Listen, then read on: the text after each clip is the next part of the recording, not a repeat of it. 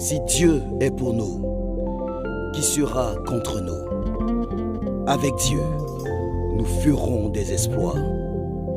C'est lui qui écrasera nos ennemis. Si Dieu est pour nous, qui sera contre nous? Avec Dieu, nous ferons des exploits. C'est lui qui écrasera nos ennemis. Nous devons arrêter de pleurer et nous lamenter. David a donné une révélation. Le bonheur et la grâce m'accompagneront tous les jours de ma vie et j'habiterai dans la maison de Dieu jusqu'à la fin de mes jours. Le psaume 23. La version David dit, c'est la bonté de Dieu et la bonté du cœur me suivront tous les jours de ma vie et j'habiterai dans la maison de l'Éternel pour la durée des jours. C'est une déclaration, bien-aimée, et une prophétie. Il y a des avantages à vivre dans la présence de Dieu. La Bible dit que ce sont le bonheur et la bonté du cœur, la grâce de Dieu. Nous avons donc accès au bonheur et à la grâce tous les jours de notre vie. Alléluia, gloire à Dieu. Ne nous méprisons pas. Rien ne peut mériter la bonté divine. Bienvenue à votre émission MGF du lundi. Les messages de grâce et de foi. Nous continuons avec notre thème. Que dois-je faire en cette fin d'année pour recevoir la protection et les bénédictions de Dieu?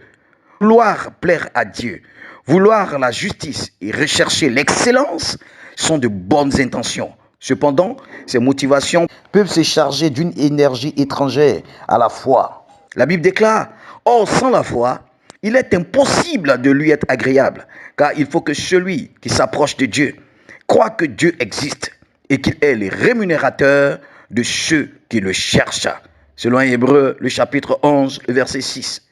Chaque fois que nous venons à Dieu sur un autre principe que la foi seule, ce que nous essayons de faire, le plus souvent inconsciemment, c'est de financer notre relation avec Dieu, de s'acheter une audience, de s'acheter un exaucement. En Luc, le chapitre 18, versets 9 à 14, le Seigneur explique une parabole, il nous donne un enseignement.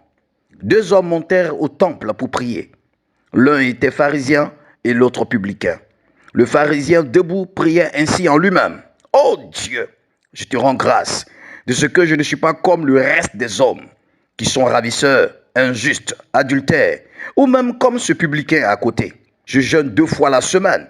Je donne la dîme de tous mes revenus. » Le publicain, se tenant à distance, n'osait même pas lever les yeux au ciel, mais il se frappait la poitrine en disant, « Oh Dieu, sois apaisé envers moi, qui suis un pécheur. » Je vous le dis, dit Jésus, celui-ci descendit dans sa maison justifié plutôt que l'autre, car quiconque s'élève sera abaissé, et celui qui s'abaisse sera élevé. Certains se croient plus dignes d'être devant le Seigneur que d'autres. Il y a un lien très étroit entre l'orgueil et l'incrédulité. Car penser qu'on est digne montre notre orgueil et notre incrédulité. L'état de notre cœur compte beaucoup dans notre approche vis-à-vis de Dieu. Comme le publicain, ne pensons pas que par nos bonnes œuvres, nous obtiendrons directement l'exaucement. L'humilité de notre cœur démontre notre dépendance en la grâce de Dieu. C'est notre foi à Dieu qui nous pousse à poser des actions. Mais ne pensons pas que nous pouvons acheter un exaucement. Ne pensons surtout pas que nous sommes supérieurs aux autres. Devant le Seigneur, nous sommes tous identiques. Au lieu de cela, nous devons nous approcher de Dieu par la foi, à cause de la grâce que Jésus nous a faite. Nous sommes tous aptes à venir dans la présence de Dieu, car Jésus a payé le prix et par lui, nous sommes justifiés. C'est donc grâce à Jésus que nous sommes justifiés. Personne ne mérite la grâce et personne ne démérite pas non plus la grâce. En cette fin d'année 2020, ayons foi en Dieu qui nous accorde le bonheur et sa grâce. Lisez Romains le chapitre 5, s'il vous plaît. Cette fin d'année est merveilleuse. Cette fin d'année est glorieuse. Dieu nous accorde le bonheur et la grâce.